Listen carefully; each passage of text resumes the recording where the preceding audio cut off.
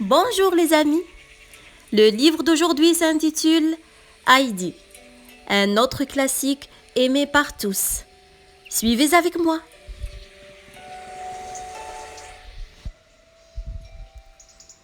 Au cœur des hautes montagnes de la Suisse, dans un joli chalet, vivait Heidi. À la suite de la mort de ses parents, son grand-père l'avait recueillie et elle menait avec lui une vie paisible. Elle avait pour ami un jeune berger appelé Peter.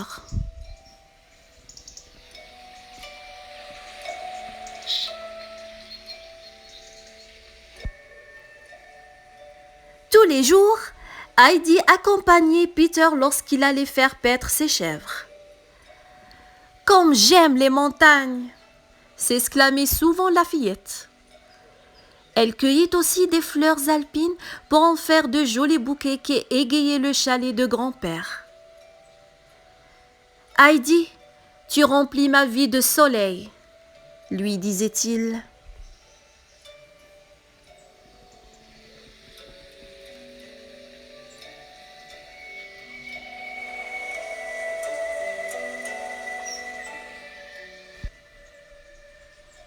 L'hiver était une saison qu'Heidi attendait avec impatience. Dès qu'il y avait assez de neige, grand-père et elle descendaient en luge au village pour y faire leurs provisions.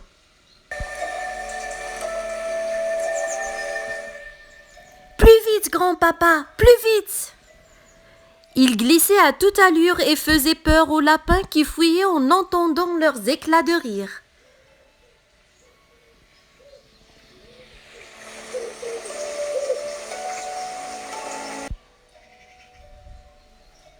Une année, lorsque le printemps arriva, une tante d'Heidi vint la chercher pour l'emmener à Francfort.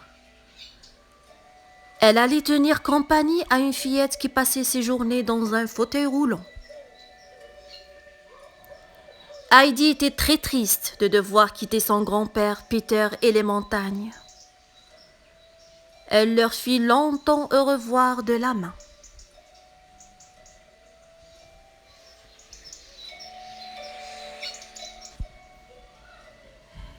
Clara était une petite blonde au teint pâle. En peu de temps, Heidi et elle devinrent des copines. Elles se divertissaient bien ensemble. Toutes les matinées, un professeur venait à la maison pour leur enseigner les matières scolaires. Les fillettes étaient très studieuses.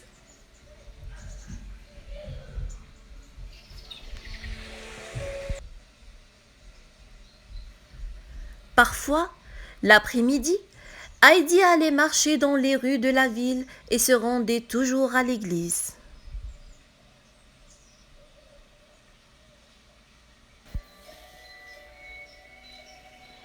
Elle grimpait jusque tout en haut du clocher parce que c'était le seul endroit d'où elle pouvait apercevoir au loin les majestueuses montagnes.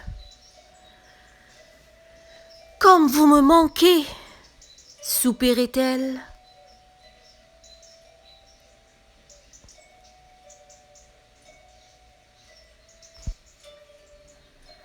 Un jour, alors qu'elle était sortie se promener, elle trouva des chatons abandonnés. « Je suis certaine que Clara sera super contente !» se dit Heidi. « Comme ils sont mignons !» s'exclama la fillette. Heidi était très heureuse de faire plaisir à son amie.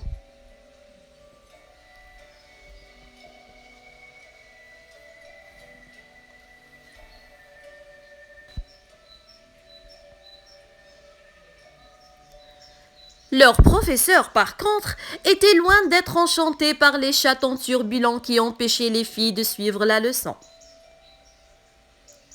Un matin, il y en a eu même un qui renversa l'encrier et s'agrippa au mollet du professeur. Il se mit vraiment en colère. Clara et Heidi trouvèrent l'interlude bien divertissant.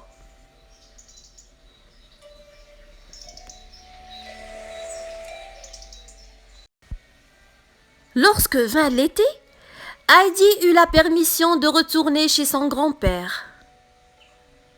Elle allait enfin revoir les montagnes. Pourquoi Clara ne viendrait-elle pas avec moi?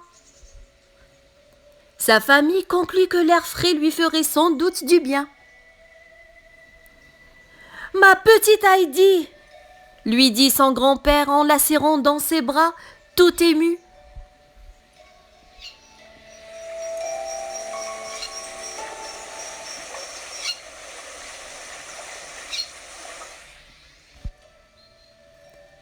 Clara fit la connaissance de Peter et de ses chèvres qui se montrèrent très affectueuses. En peu de temps, l'air vivifiant des montagnes et le bon lait de chèvre frais donnèrent à Clara une mine radieuse. Heidi ne l'avait jamais vue sourire autant.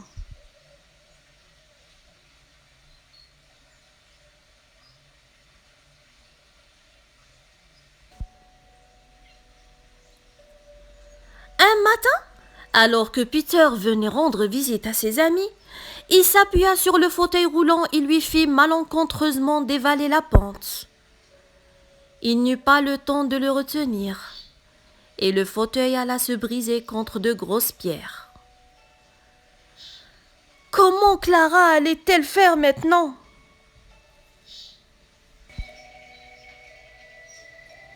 Eh bien, je marcherai, annonça-t-elle.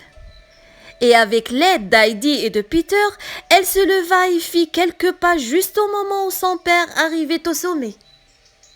« Mais c'est un miracle !» s'écria-t-il. Grâce à la vie saine des montagnes, à l'amitié et à sa grande détermination, Clara aura réussi à vaincre son handicap.